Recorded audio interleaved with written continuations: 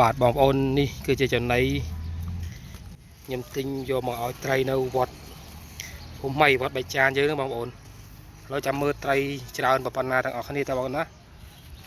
อ๋อแล้วจะมือยำบาใจมือ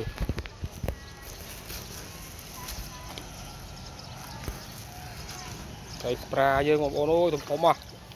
มวยตรงบ่าจะ10 กิโล20 กิโลก็มีนะบองโอนผมมาไตรเนี่ย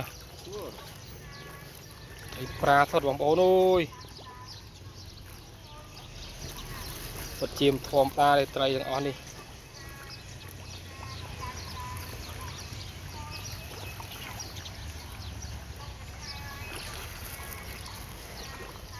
នៅវត្តបច្ចានបងប្អូននៅភូមិថ្មីវត្តភូមិថ្មីជើងផ្សារបច្ចានបងប្អូនអាចមកមើលបាន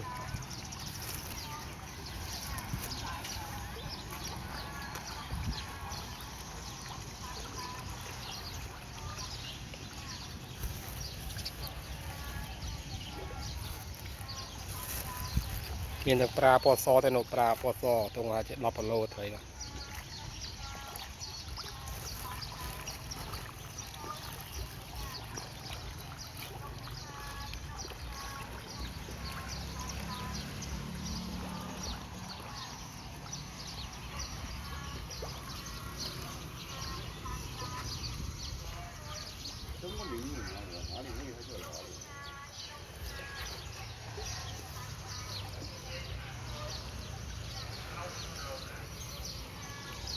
នេះគឺជាទីធ្លាវត្ត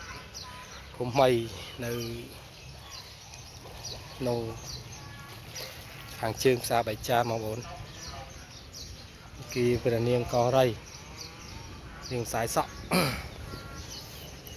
ហើយនេះគឺជាសាលាបច្ចាននេះគឺជាវត្តเราจะមើលត្រីទៀតនេះត្រីប្រាសធំមកយកបាយស៊ឺឡាអូលើចាក់ទាំងថងតែម្ដង